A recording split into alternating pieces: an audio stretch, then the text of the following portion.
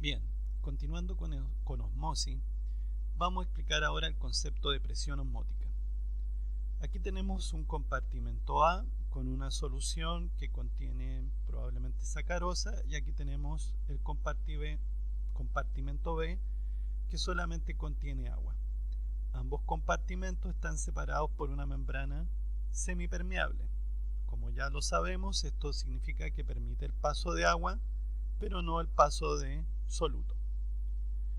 La segunda cosa que tenemos que fijarnos es que en el compartimento A tenemos aquí una especie de émbolo o pistón que nos va a permitir aplicar, cuando nosotros lo deseamos, una presión sobre el compartimento A.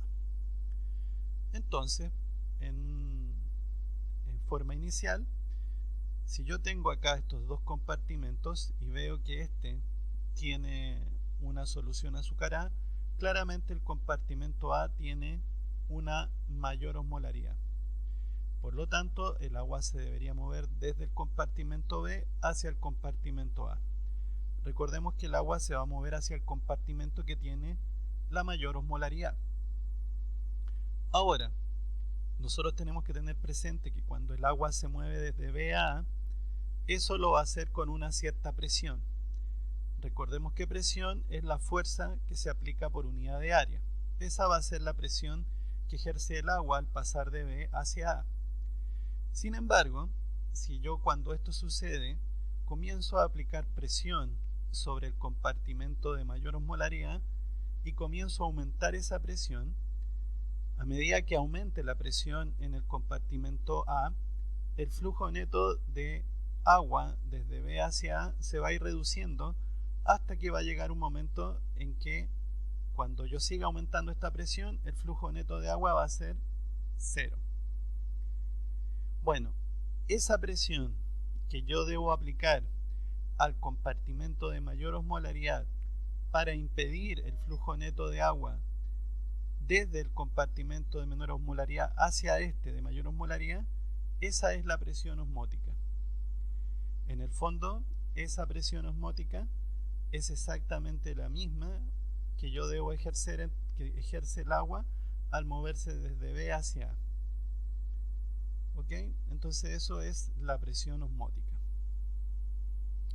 Y la presión osmótica, que se representa con la letra pi, se puede calcular siguiendo lo que es la ley de Van Hoff. Para sacar la presión osmótica tenemos que considerar condiciones ideales, y por eso tenemos aquí una constante, que es la constante de los gases ideales, y T, que es la temperatura absoluta en grados Kelvin, y van a ser, por lo tanto, básicamente constantes.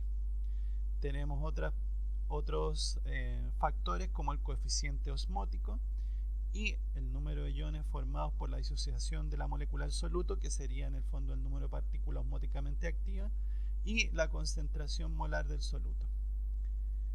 Entonces vemos que claramente la presión osmótica es directamente proporcional a el número de partículas y la concentración molar del soluto. O sea, es directamente proporcional a la osmolaridad.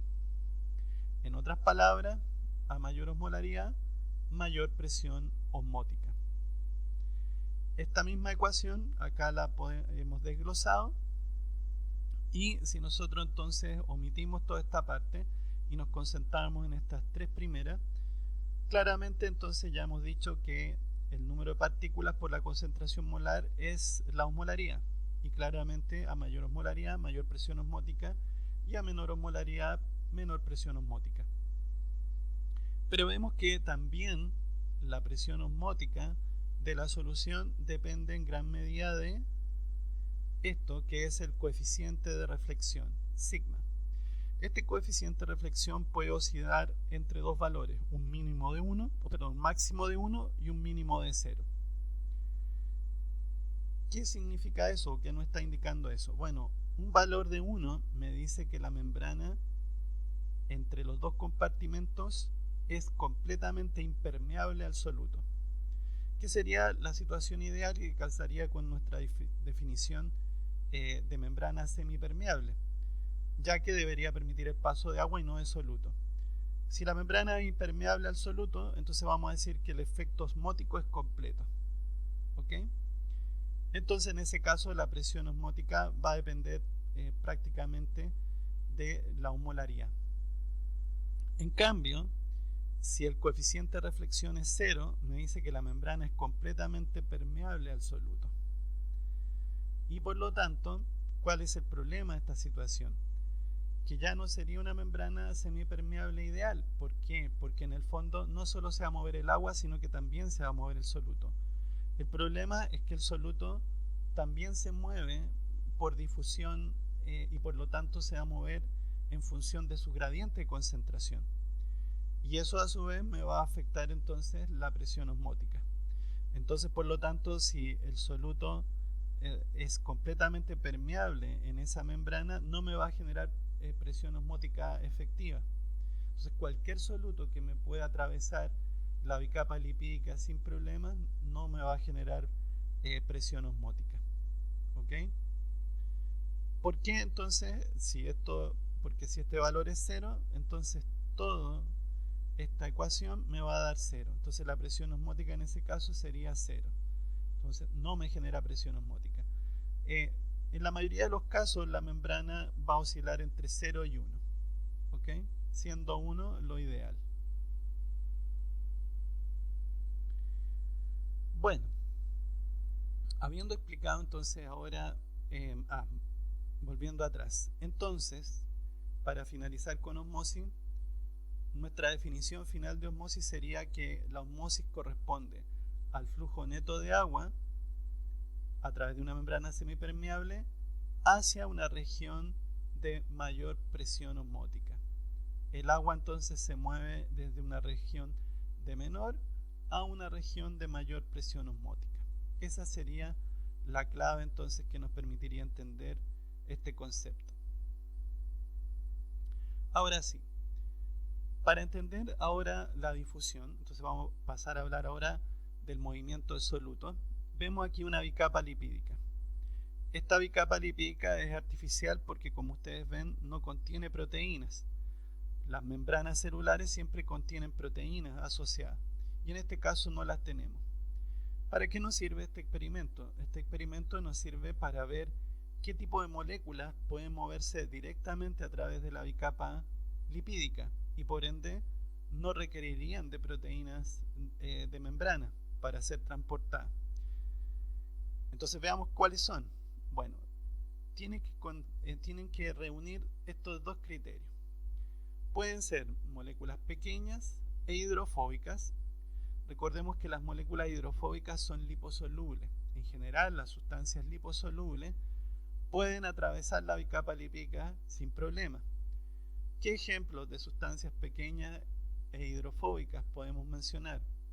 El oxígeno molecular, el dióxido de carbono, el nitrógeno molecular, que son todo esto de naturaleza gaseosa, el benceno y otros solventes orgánicos. Pueden atravesar entonces sin problema la bicapa lipídica. ¿Qué otro ejemplo tenemos? ¿Podrían atravesar las moléculas polares? Sí, pero estas moléculas polares tendrían que ser pequeñas y sin carga. ¿Por qué digo esto? Porque la gran mayoría de las moléculas polares no va a atravesar la bicapa. Entonces, si una molécula polar atraviesa directamente la bicapa lipídica, es porque es muy pequeña y carece de carga neta. En este contexto o en este grupo podríamos incluir, por ejemplo, al agua, al glicerol, al etanol y a la urea. Todas ellas pueden entonces moverse directamente a través de la bicapa lipídica. Entonces, recordemos que la difusión simple corresponde al movimiento de solutos a través de la membrana a favor de su gradiente de concentración sin requerir de la presencia de proteínas de membrana. Todas estas moléculas entonces se mueven de esa forma. Fíjense ustedes que acá abajo tenemos otras moléculas que, a pesar de lo pequeñas, por ejemplo, partículas como los iones, ion sodio, ion potasio, ion bicarbonato, protón, etc., a pesar de lo pequeños no pueden atravesar la bicapa lipídica. Y entre otras cosas esto tiene que ver con que se hidratan y por lo tanto entonces eso les va a dificultar el paso por esta zona, que es más bien apolar. Y en general, como les decía, la mayor parte de las moléculas polares, aunque no tengan carga ya, pero por el hecho de ser un poquito más grande que las que mencionamos anteriormente, no pueden atravesar la bicapa. Por ejemplo, algunos aminoácidos, la glucosa, nucleótidos, etc. Bueno, esta imagen nos ilustra lo mismo, nos agrega algunos ejemplos que en la otra no aparecían, pero básicamente recordemos que estas de arriba son ejemplos de moléculas que pueden atravesar la membrana por difusión simple. Entonces, quiere decir que si ya estamos listos con la difusión simple, vamos a ver entonces ahora la difusión facilitada. Para entender esta diapositiva, primero hay que fijarnos que efectivamente existe un gradiente. Y aquí me estamos mostrando que el caso 1, el caso 2 y el caso 3, las partículas se están moviendo a favor de su gradiente electroquímico o gradiente de concentración, y por lo tanto todas ellas corresponden a mecanismos de transporte pasivo. El cuarto tipo que vemos acá a la derecha se está moviendo en contra del gradiente y por lo tanto claramente ya sería un mecanismo de transporte activo. Incluso nos dicen acá que requiere energía. Bueno, en este dibujo a su vez de color gris se muestra la bicapa lipídica y de color verde son proteínas integrales de membrana que constituyen entonces a estos transportadores. Entonces veamos. En este caso lo que tenemos es un canal iónico. Los canales iónicos, como su nombre lo indica, permiten el paso de iones específicos a través de ellos. En el caso que vemos acá, tenemos un transportador o permeasa, que en inglés le llaman carriers. Los carriers pueden mover moléculas y eventualmente iones, pero recordemos siempre a favor de su gradiente. Y estos transportadores o carriers presentan dos conformaciones importantes. Y acá a la izquierda lo que vemos es la difusión simple. ¿Por qué? Porque claramente aquí me muestra que la molécula se mueve sin necesidad de la participación de proteínas de membrana. Lo hace directamente a través de la bicapa lipídica. Entonces, para entender la difusión facilitada. Bueno, la difusión facilitada ocurre a través de proteínas integrales que tienen sitios de unión específicos para la molécula que se va a transportar. Recordemos que para hacer difusión facilitada también debe existir un movimiento a favor del gradiente. Entonces, en este caso, vemos que está más concentrada la sustancia o el soluto A en el medio extracelular y menos concentrada en el medio intracelular. Estos transportadores o permeasas tienen dos conformaciones que acá están representadas con los términos PONG y PING. Entonces, en la conformación PONG, el transportador está abierto hacia el medio extracelular y cerrado hacia el medio intracelular. Y además tiene sitios de alta afinidad por el soluto A.